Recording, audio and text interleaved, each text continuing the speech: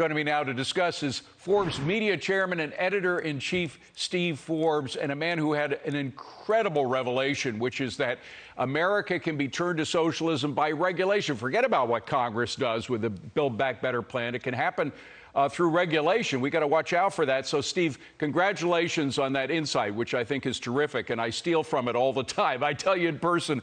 But the more I listen to Larry Summers, Steve, the more I'm convinced that this administration cares a lot less about inflation than they do about killing capitalism and killing business, don't you? Yes, it's all about controlling business, and antitrust is one of their weapons. For example, that antitrust suit against, two publishers is not based on antitrust, but telling businesses certain things, you've got to get our permission. You see it on pension funds, where they're pressuring now big funds to have forced corporations to do certain things. So they're doing it one way or the other. They know they can't do these things directly, so they do it on the sides through regulation, through shareholder regulations and the like. Now, we say they a lot, and I use that phrase, too, to describe who's behind it. But who is behind it? I mean, Biden claims he's a capitalist, but he has all these. We have a list of the nominees. I think we can throw that up there. A lot of them you've already seen, like Saul Amarova and Lael Brainerd. Not one of these nominees, and we'll get that up in just a second, is willing to say in public what Biden says, or Biden claims anyway, that he's a capitalist. None of these people will say that.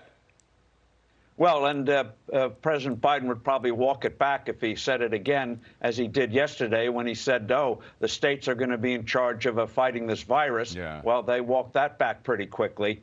So, yes, everything he says, you've got to just take with a grain of salt. The people who are running it, David, are the far left. They're rabid. They know this is their one opportunity to turn this country around, even though they don't have a mandate to do it. And they use every instrument possible, antitrust and regulations and fiat and decrees. And even if they get thrown out by the courts, they'll do 10 other things and say, come and get us. Well, how much of a threat is this? I mean, we know Americans are not. In fact, there's a poll out. Gallup comes out with these polls about who people favor, whether it's which people favor, capitalism or socialism. It hasn't changed in 10 years. 60% favor capitalism, 38% favor socialism. So they're going against the grain of the American public. Do they care at all that it's going to lose them an election in 2022 and probably 2024? Not at all. And that's why they're so fervent on getting things done now.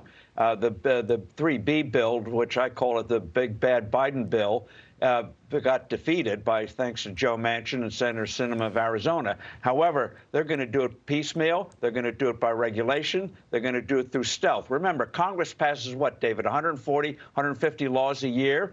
The regulatory agencies spew out 3,000 to 4,000 a year, and they have the force of federal law.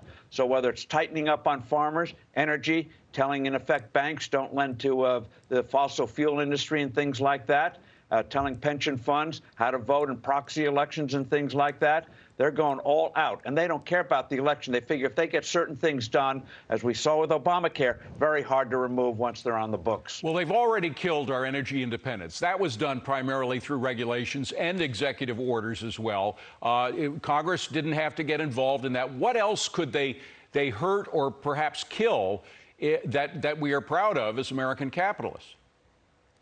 Well, take manufacturing. We all know in between 2006 and 2016, David, there were literally tens of thousands of regulations put against manufacturing, where a typical manufacturer, and I know that covers a broad spectrum, would pay for taxes about $5,000 or $6,000 to $8,000 per worker. The regulatory costs were $20,000 to $30,000 to $40,000 per worker. We wondered why manufacturing went down the tubes in this country.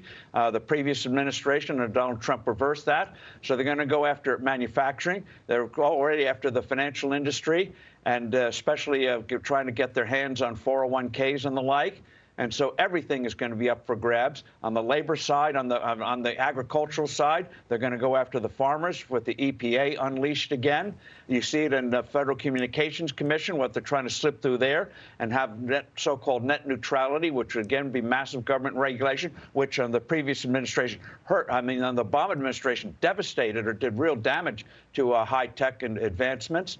So everything is under their purview. They and want of course, everything. Regulation is a tax, and that tax is usually paid by companies that pass it on to the consumers, and that leads to more inflation. That's why Larry Summers got so upset. And, congratulations to him. But even the State Chamber of Commerce, which we should mention supported back 23 Democrats in the last election, they came out with a pretty remarkable statement against what the administration is doing, saying it's pretty clear that the administration is attempting to use higher prices to justify their pre-existing agenda to overturn decades of bipartisan consensus around antitrust and competition policy in favor of a government knows best regulatory approach. So when the Chamber of Commerce rises to the bait in terms of something like this, doesn't that have a lot of pressure against the administration doing it, using antitrust to so-called combat inflation?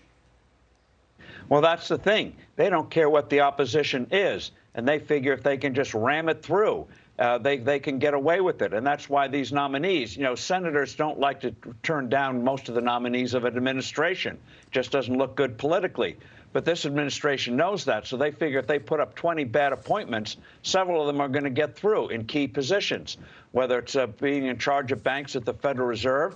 Senator Warren Protege is the front runner for that job.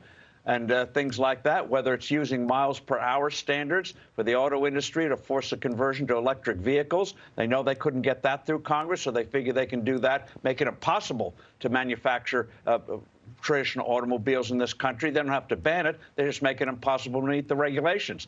So they just throw it out there. They don't care about the impact. They just want their fantasy of a utopia, which would be hell for the rest of us. So, Steve, how do we fight it? We fight it by, one, exposing it, as you and others are doing, we're doing, and then putting pressure on regulators. For example, next year, and when we get control of Congress, we can start controlling the budget strings in a way that we haven't been able to do. In the meantime, you do hearings, you do court hearings, you file cases, so you fight them the way they have fought us on every front. But where does it go? I mean, how far can they go in turning this country into an anti-capitalist state in which there is no freedom to excel, no freedom to choose? I don't think they are going to be able to do it. And I think what happened to Biden's big bill, which looked like a sure thing a few months ago, is one example.